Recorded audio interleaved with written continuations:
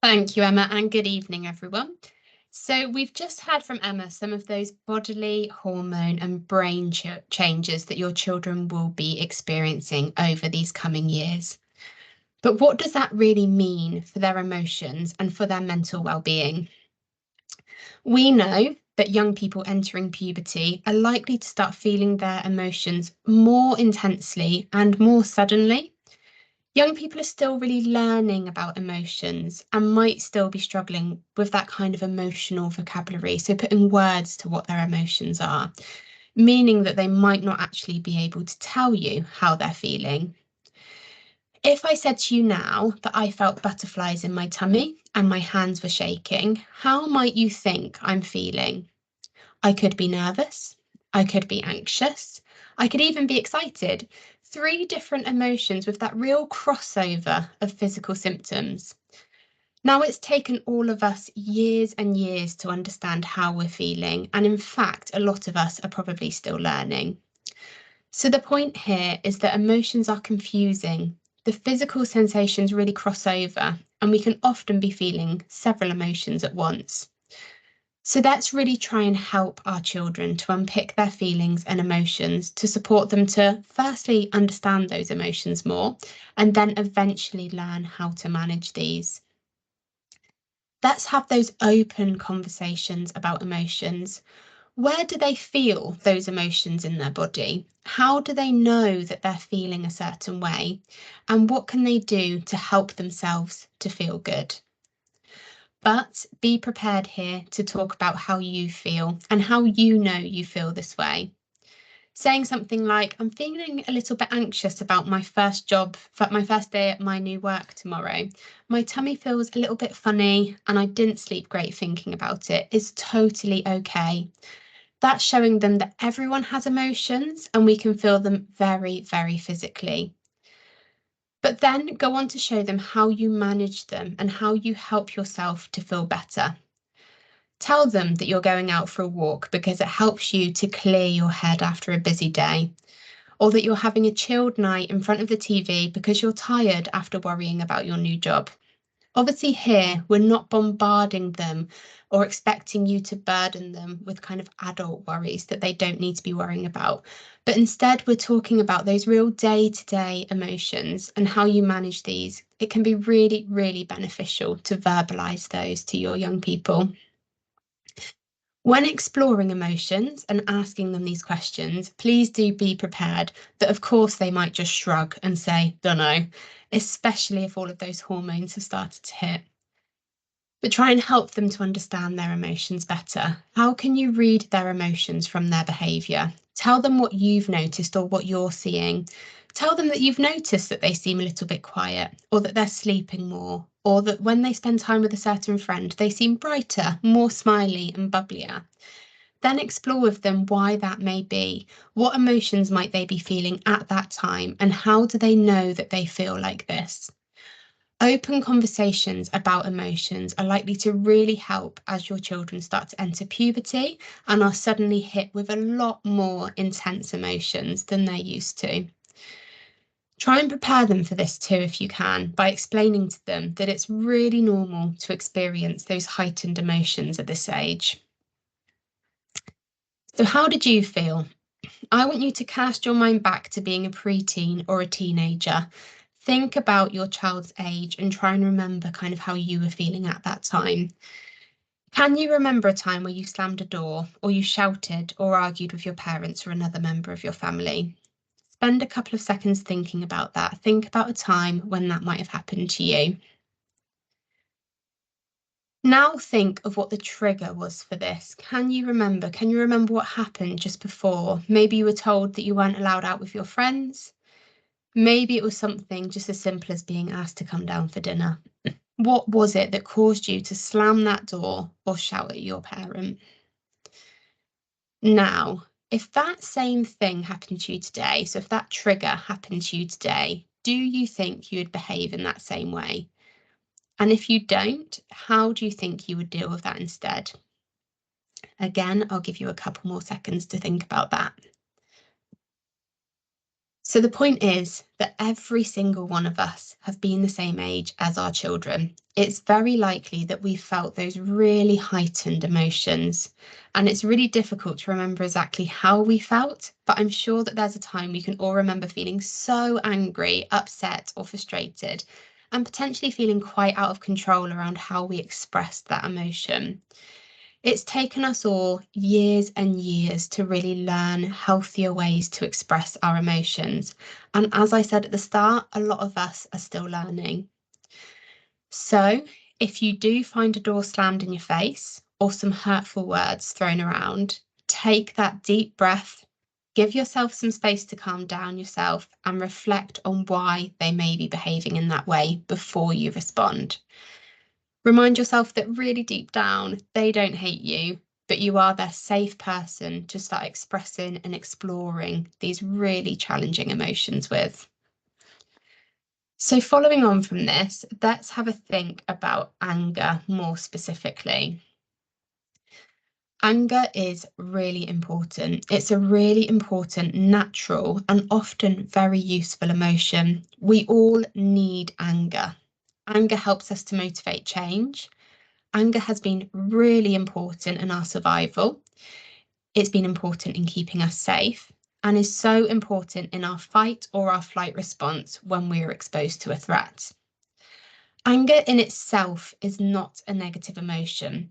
However, how anger is expressed can make it seem like a negative emotion. For example, if violence is used in a way of expressing this emotion. So we all have our outward and our inward ways that we express emotions. But focusing specifically on anger, you'll see some examples on your screen now. We may all express anger in some of the ways that are listed on your screen, but I'm going to be really focusing specifically on children and young people, and especially pre-teens now. So you'll see that the inward ways may be that bit less obvious to spot. So inward expressions of anger include things like negative self-talk. So that could be your young person thinking that they're not good enough, for example, or telling themselves negative ideas about themselves, such as that they're stupid. It could also include withdrawal from their world. So that could be isolating themselves from their friends and family, or not socializing and totally kind of shutting themselves away. Not meeting their own basic needs. So that would be things like not eating enough, not sleeping enough, maybe not drinking enough, and that could be as a result of their feelings of anger.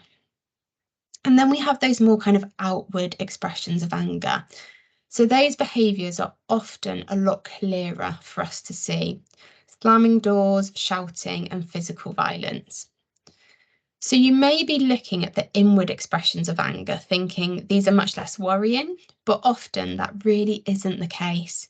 If young people consistently learn to inwardly express their anger, they might continue to adopt this approach into adulthood. So that would be learning that anger shouldn't be expressed, but instead should be taken out on themselves. There is also self-harm, which is a really, really worrying form of an inward expression of anger. A lot of teenagers, when asked why they self-harm, will say that it's a way for them to cope with those really painful and strong emotions, such as anger.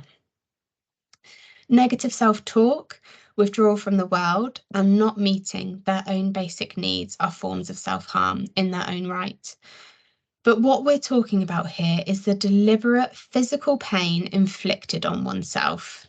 Self-harm can include behaviours such as cutting skin, burning skin, or repetitive hitting of the body and causing bruising. It's important to note that generally after one incident of feeling angry, a child will not self-harm. Often we'll see these other inward expressions of anger prior to self-harm related behaviours. So it's important to look out for them, as they could be red flags that your child is struggling with how to healthily express their emotions. Learning to express their emotions inwardly over a long period of time, in particular anger, can lead to us seeing these more worrying coping mechanisms, which of course we really want to avoid as much as possible. However, please do remember that this is not an exclusive list of inward and outward expressions of anger. There are likely to be many other examples that you can think of. So let's help them to learn healthy ways to express their anger. So coming back to our idea that anger is not a negative emotion, but how it's expressed can be negative. Let's help our children to find ways that work for them to express their anger that bit more positively. So think about your child. Do they usually express their anger in that more outward way? If so, think about other physical things that they could do. Exercise is great for our mental health, but not every young person's cup of tea. But do try and encourage them to move their body in some way. When we get angry, we release stress hormones like adrenaline, which prepares us for that fight or flight response. We really need to do something with that adrenaline in our body. So if they don't like conventional exercise, something simple like physically shaking their arms and legs for a minute could be long enough to help them feel calmer and shake off all of that adrenaline. Could they dance to their favourite song or take a walk outside? Think about some physical ideas that you could suggest for them to try when they're feeling angry. If they do enjoy the more conventional exercise, then great. Exercise is a fantastic way to healthily express anger and burn off all of that adrenaline. Try and make this easy for them to have as a coping technique too. Could you get them a football, for example? Could they kick it about the garden or at a wall when they're feeling angry? Could they have something accessible to them, such as a swing ball that they could have a good play with when they get home and they're feeling really quite frustrated after a day at school? And encourage them to do these things. Going back to how confusing emotions are, think about how as parents we can really take that role in teaching our children about them and how to manage them in that healthy way.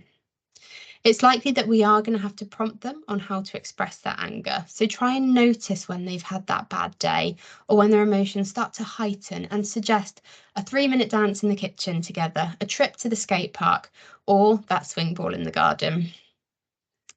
Or do they normally shout and cause arguments when they're angry? If they do, it might help them to put on their favourite songs and sing at the top of their lungs.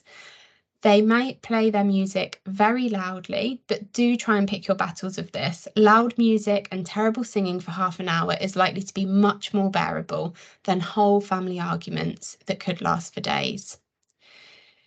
If, on the other hand, they tend to express their emotions more inwardly, as I discussed, how can you support them to do that in a healthy way?